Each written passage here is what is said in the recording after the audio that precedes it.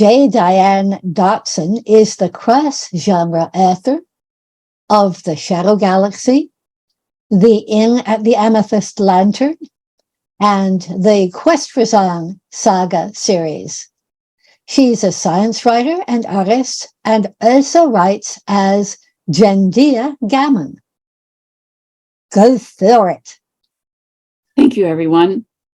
I'm reading The Glove and the Black Lantern in The Shadow Galaxy. And what's interesting about this story is that it is made to be read aloud. Dear listener, a cautionary tale of woe and strange tidings awaits, if you would care to listen to it. But take heed, for if you, wary traveler, wish to sleep as soundly as the soft doves outside your bedroom window, you might recoil from these events that transpired not long ago. It began with a note nailed upon a lamppost, in a rather crude manner, with a rather crude and rusted nail. But no matter. Calliope Windsor saw the notice, and therein the trouble started. Miss Windsor found herself by that very lamppost just recently, mere weeks ago, dear listener.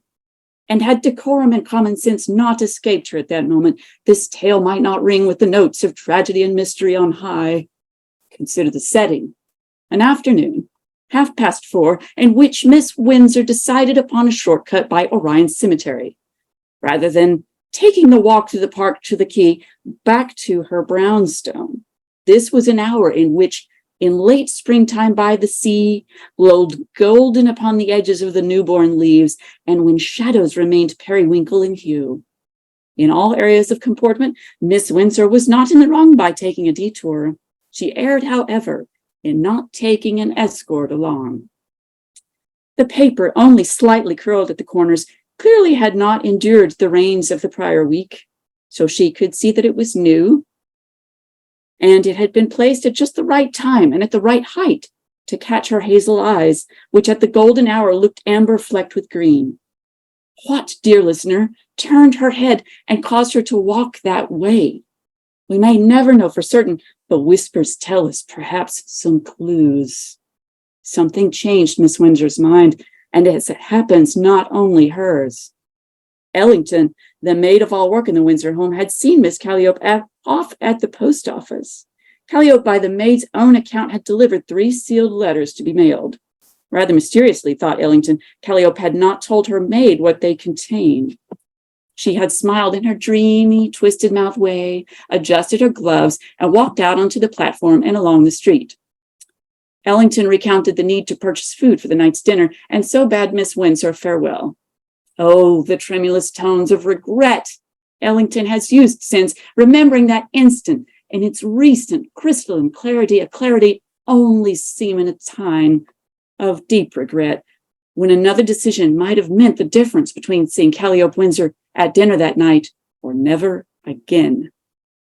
You may wonder, what had steered Calliope aside from her track? Did someone urge her? We can only piece together the words of witnesses, of which there are regrettably very few. Aside from the forlorn, and it must be said at times histrionic recollections of that fateful day by Ellington, there are but 3 others who are known to have seen Calliope Windsor. Each tale grows stranger by the telling, as you will hear. I saw her plain as day, declared a fishmonger who, at the behest of the investigator, we shall call Morris, wearing a straw hat, green ribbon and that, and long dress. No, I don't recall the color. Not one for the fineries of ladies, what? The gloves, they were green like the ribbon on the hat, that I know, since she'd left one behind. Upon questioning, Morris insisted that a young woman had walked up to the aforementioned lamppost and taken the sheet of paper nailed to it, but upon pulling the paper off, her glove became stuck by the nail that held it up. She cried out softly, and Morris had turned his head to see what had happened. Are you all right, miss? He had called out. She jumped, turned her head, and slipped him a little smile. She waved with her other hand, which held the paper, but the gloved hand had turned red at the fingertips, presumably from her finger being nicked by the nail. She had looked this way and that, and discreetly let it fall to the ground. Morris later found it and placed it upon the lamppost's neck. Oh, but dear listener, that is not all that happened with that lamp. As Morris touched the glove, stained with blood as it was, and it pressed to the post of the lamp. The panes of the lantern turned pitch black.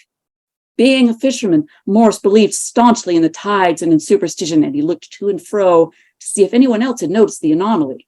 He held the glove briefly in his hand, and feeling a deep chill, as he himself admitted, he placed the glove back on the lamppost and retreated to his stall to close up before nightfall.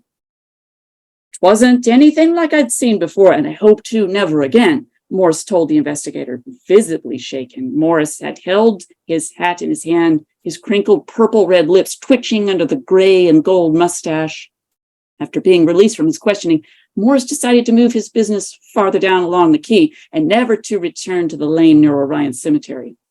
And that is not all that happened after the bloody glove touched the lamppost. If Morris had looked down, he would have witnessed something else strange indeed. Tiny black cracks in the cobblestone radiating out from that lamppost like forked spokes on a dark axle. Yet apparently one boy did see the cracks form just as he skipped by, his pocket full of cockles and his ginger hair blazing in the lowering sunlight. "I saw her, yeah," he squeaked. "I had to get back to me mom, though, didn't I? Else she'd tan my hide, wouldn't she? I saw the lady, yeah. She was real pretty. She looked like a daffodil." This boy, Ralphie, had a mother quite ruddy of face with frizzled red hair who stared sternly at him over such a mutinous strain of poetry bursting forth from her son's mouth.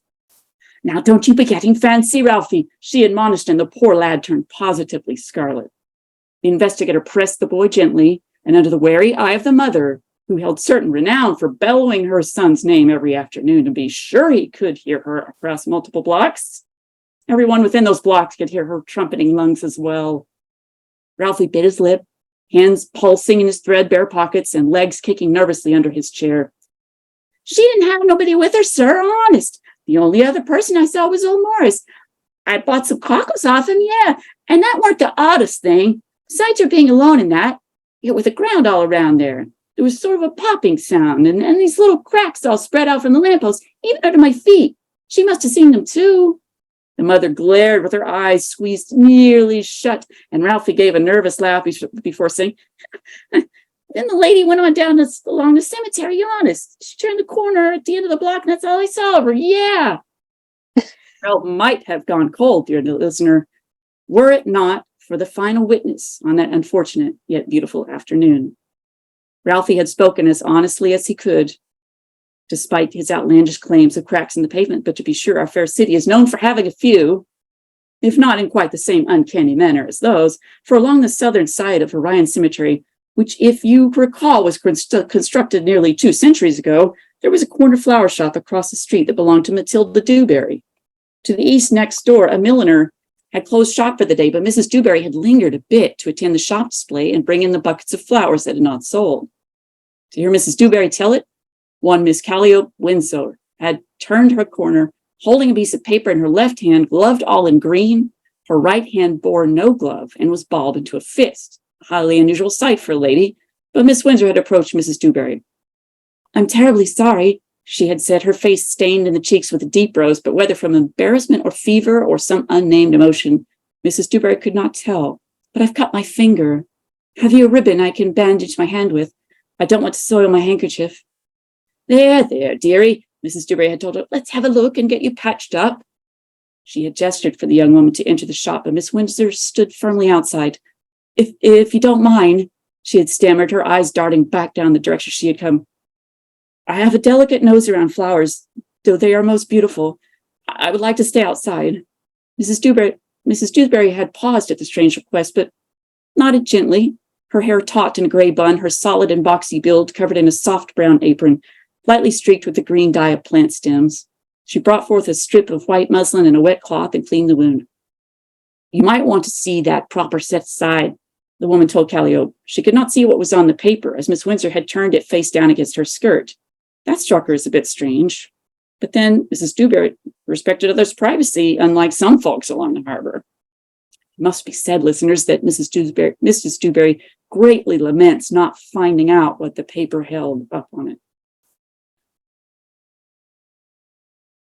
Dearie, you might want to have that looked at in the morning, Mrs. Dewberry had told her, for the wound was most puzzling. It was a puncture, yet out from it radiated tiny black marks like legs of a spider, with the wound as its body. The muslin bandage covered the puncture, but the black marks emerged from the edges. Was it a rusty nail, dear? Miss Windsor did not look at Mrs. Dewberry, instead said, I don't recall. And her eyes seemed glassy and reflective. Shall I call someone to escort you to a carriage? Mrs. Dewberry asked. No, I'll be quite all right, Mrs. Windsor had said. And patting the bandaged hand gratefully, she'd offered Mrs. Dewberry some coins, but the florist had refused. Thank you for your troubles. I'm headed home. My listeners, I regret to inform you that Miss Windsor did not make it home. She did not make it anywhere, and no one that walked along the path she took has seen her since. And I'll stop there. You'll have to read the rest yourselves.